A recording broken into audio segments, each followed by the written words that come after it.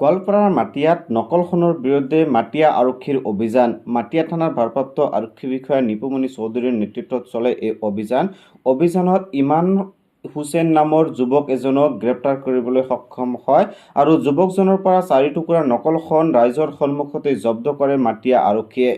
মাটিয়া আৰক্ষীয়ে গ্ৰেপ্তাৰ কৰি যুৱকজনক থানালৈ লৈ যোৱা পৰিলক্ষিত হয় আৰু মাটিয়াত নকলখন সৰবৰাহ কৰি থকাৰ সময়তেই আটক কৰে এই যুৱকজনক আৰু যুৱকজনৰ ঘৰ পশ্চিম গোৱালপাৰা ৰামখৰিচৰৰ বুলি জানিব পৰা গৈছে আৰু যুৱকজনে কেনেকৈ ক'ৰ পৰা এই নকলখন লৈ আহিলে এটাও এক সন্দেহৰ ৰহস্যৰ আৱৰ্তত থকা পৰিলক্ষিত হৈছে। গোৱালপাৰা জিলাত যেন নকলখনৰ সৰবৰাহ চলি থকাৰ এক সন্দেহ প্ৰকাশ কৰা পৰিলক্ষিত হৈছে আৰু মাটিয়া আৰক্ষীৰ অভিযান চলাই এই যুৱকজনক গ্ৰেপ্তাৰ কৰিবলৈ সক্ষম হয়। ইমান হুছেইন নামৰ যুৱকজনে নকলখন সৰবৰাহ কৰি থকাৰ সময়তেই মাটিয়া আৰক্ষীৰ থানাৰ ভাৰপ্ৰাপ্ত আৰক্ষী বিষয়া নিপুমণি চৌধুৰীৰ নেতৃত্বত অভিযান চলাই গ্ৰেপ্তাৰ কৰিবলৈ সক্ষম হয়।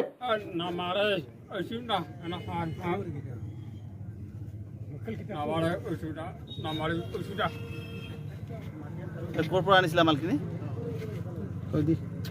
ক'ৰ পৰা আনিছিলা? হা? ক'ৰ পৰা আনিছিলা? কৈ দিয়া। ক'ৰ পৰা আনিছা? মানে মই ইয়াতে আহিছোঁ। হা? মই ইয়াতে আহিছোঁ, মোক মাকৰিৰ পৰা এটা ল'ৰা লৈ আহিছে মোক। মানে মই চৰচৰ কাম কৰি আছোঁ। হা? চৰচৰ কাম কৰি আছোঁ। তুমি মালটো ক'ৰ পৰা আনিছিলা? এইবিলাক মালটো মোক দিবৰ কাৰণে আনিছে। দিবৰ পৰা আহিছিলে? তুমি মালটো ল'ব আহিছিলা? ক'ত তোমাৰ ঘৰ ক'ত? ৰামহৰিচৰ। হ'ব। মানে কথাটো এনেকুৱা, মই এখন হোটেলত চাহ খাই আছিলোঁ মোৰ লগত দুজন মানে। তো আমি দেখিলোঁ মাটিয়া থানাৰ মানে গাড়ীখন আহি হঠাতে এজন মানুহক ধৰি তেওঁৰ মানে টপলা কেইটামান, এটা টপলা মোনা এখন তেওঁৰ লৈ যায়। মোনাখনৰ পৰা পিছত আমি একদম চচকৈ দেখিছোঁ মোনাৰ পৰা 4 ডোখৰ মানে সোণ উদ্ধাৰ হয়। এতিয়া ডুপ্লিকেট নে অৰিজিনেল এই কথাটো ক্লিয়াৰ নহয় আমি, কিন্তু দুষ্কৃতিকাৰীটোক আটক কৰিছে আৰু আমাৰ সৌভাগ্য এটাই আমি ভাল এটা মানে নেতৃত্বত OC এজনৰ নেতৃত্বত আমি মাটিয়া থানাখন পাইছোঁ।